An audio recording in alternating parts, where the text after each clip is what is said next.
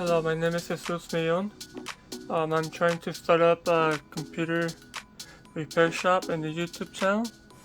This is my first video edit with DaVinci Resolve with the Ryzen 7 2700,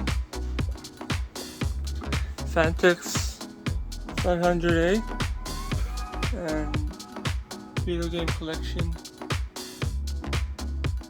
Maintenance and testing should be performed at least 6 months a year. There's a lot of dust buildup within the 6 months, and we're gonna replace the CPU. This is after the cleanup. No more dust.